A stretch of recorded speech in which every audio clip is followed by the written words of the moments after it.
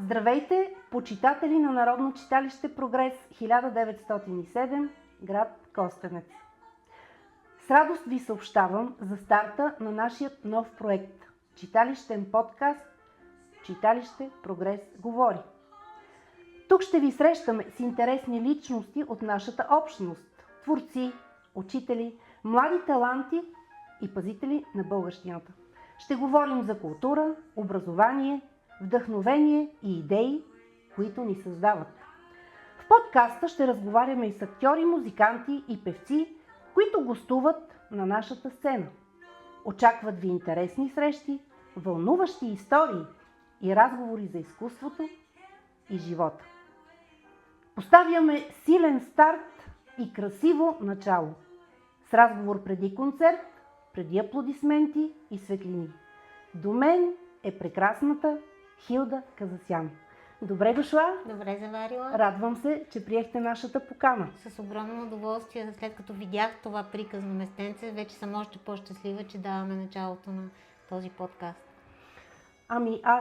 Всъщност първият ми въпрос към вас беше какво почувствахте, какво ви каза пространството, когато влязохте в нашето читалище? Защото моята Ани, която е нашия менеджер, влезе преди мене и аз се очудих защо направих като влезе. Толкова я впечатли залата и атмосферата, защото то, освен това да е поддържано на едно место, е много хубаво, много важно каква енергия носи. А вашето местенце наистина, освен че е много красиво и уютно, носи много добра енергия, така че ви поздравявам. Много благодаря. А променя ли се енергията ви според мястото и публиката или музиката винаги идва от едно и също място? Не. Изключително важно е къде, каква е публиката, какво е усещането ти, какъв е звука. За съжаление, ние сме особено толкова емоционални хора, колкото са обикновено музикантите, сме много сетивни. И всяка малък дисонанс на енергията изключително много влияе на... Разбира се, достатъчно добри професионалисти сме, така че да може да покриваме тези усещания, но няма сцена и сцена, на която усещането да е едно и също. Музиката лекува ли? Как да не лекува? От една страна физически е доказано, че лекува. В смисъл, физиката го доказва, че лекува. Вибрациите на всеки един тон лекуват определени неща и действат по определен, затова всяка музика действа по различен начин. Класическата музика със сигурност е лечебна музика. Тя променя състояние, всъщност няма друго изкуство, което да може да смени толкова бързо, колкото музиката състоянието ти. Има песни, които, ето сега, например, това са песни, които когато си влюбен, когато си настроен романтично, те подсилват емоцията, която чувстваш стократно, буквално. Няма изкуство, което да може толкова бързо да сменя емоцията. Филма трябва да го изгледаш, за да го... Докато музиката моментално те вкарва в състояние, което искаш да бъдеш или в което даже и да не искаш попадаш.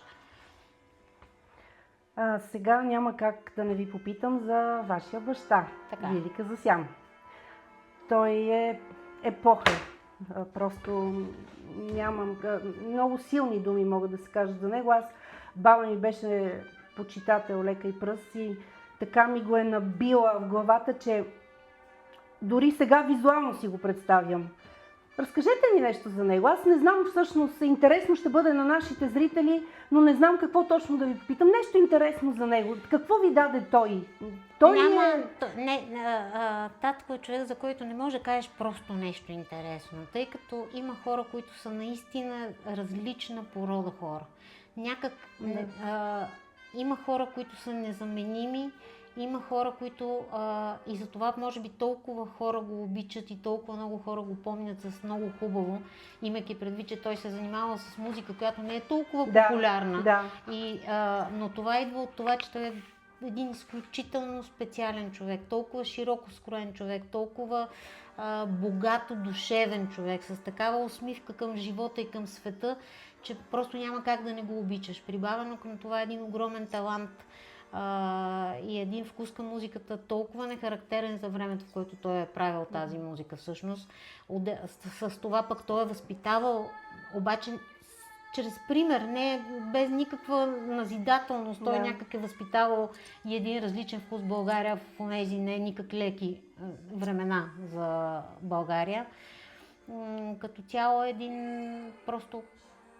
Това е най-големия, Невероятен най-големия благородник, който аз Да. познавам. Една думичка, която някакси с времето спря да се използва, всъщност е едно изключително важно качество, защото благородството води до много други неща, които те правят различен над нещата и създават тази особена аура около теб. Вчера се обади ваша почитателка по телефона. Искаше да попита дали може да ви подари цветя след концерта и каза, че има музей за кукли и там звучи песента "Детство мое". Да, да. И ние, разбира се, казахме, без да се допитаме до вас, няма човек, който да не се зарадва, когато му подаряват цветя. Каза, че ще напише нещо и ще излезе да ви подари, но каза, че Вилика засяне в сърцето й. Да. Ние, между другото, последният ни концерт миналата седмица беше премиера на една нова програма, която е изцяло с негова музика.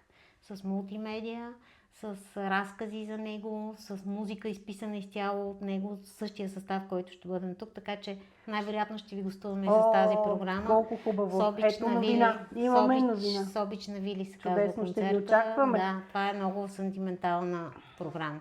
Ще ви очакваме с нетърпение и с огромно удоволствие. И сега също нещо друго, което би зарадвало и любопитството на нашите зрители е като две капки вода. Там ви виждаме в различна светлина. Правите ли нещо преди... Как се подготвяте преди предаването?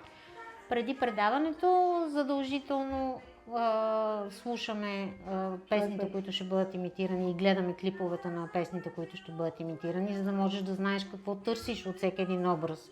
Защото не всички изпълнители са чак толкова известни, да не говорим, че изпълнителите, които имитират участниците, да не говорим, че те имитират конкретен клип, който ти трябва да видиш детайлите от него, за да знаеш какво да коментираш след това. А иначе не, прекарваме си много хубаво, приятно в гримьорната преди това 1 час. То се предава и после на нас. И си започваш. И всичко е наред. И понеже се ориентираме към финал, за да мога да ви вече да се подготвяте за предстоящия концерт, искам да ви попитам, в нашето читалище има около 200 самодееца, повечето от които са деца. Браво! Да, и те разбира се, с големи мечти. Какво бихте им казали за голямата сцена? Тежка ли е тази задача? На какво да наблегнат? Защото те мечтаят, знаете, те си мислят, много се трудят децата, в интерес на истината, истински войници са. Но това, което мога да кажа, независимо дали се занимаваш с музика, с театър, с кино или с каквото и да е друго. Това е нещо, което вече е доказано и което е всъщност основно важното. Да не спират да мечтаят за мечтата си. Да не спират да мечтаят. Ако е тяхната и ако имат упорството да си я представят, да я мечтаят и разбира се да се трудят за нея, няма как да не стане. Просто няма как да не стане. Лошото е, че ние забравяме този толкова важен закон, който е, че наистина ние създаваме нашата реалност.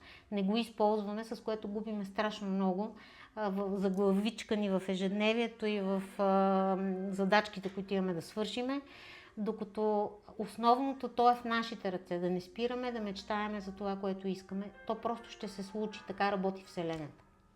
Да, много хубаво послание към нашите дечица. И сега един въпрос имам много аз. Това си е мой въпрос. Ми се иска да чуя вашето мнение. Има ли според вас изчерпано приятелство? Да, особено в днешно време.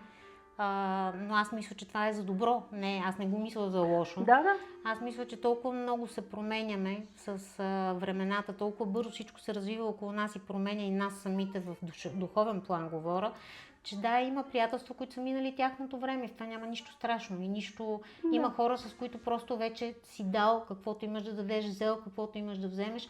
И се появяват нови хора с новите интереси, които ти самия имаш, с новите представи за света, които ти самия имаш. И според мен това не е лошо, напротив, това те кара да се развиваш. Да, това е в този смисъл, да, смятам, че има изчерпани приятелства. Okay. И не виждам нищо страшно в това. Един финален рунд. Да. Сцената за вас е? Любов, истинска, 100% чиста любов. Джазът е, Начин на съществуване, вкус към живота. България е. Родината ми.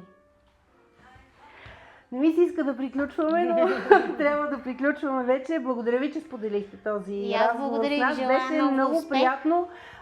Ще искам тук да напишете нещо за спомен. Вие пак ще ни гостувате, но все пак сте първия наш гост.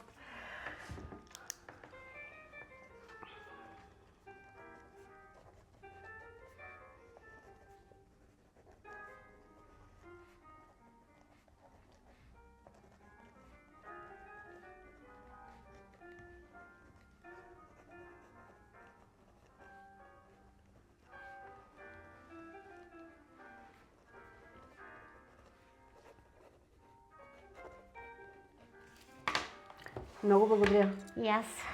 Благодаря и на вас, уважаеми почитатели, че ни гледате. Благодаря и на Стефан Ангелов, който за пореден път ни помогна за нашият нов културен проект, а именно подкаст Читалище Прогрес говори.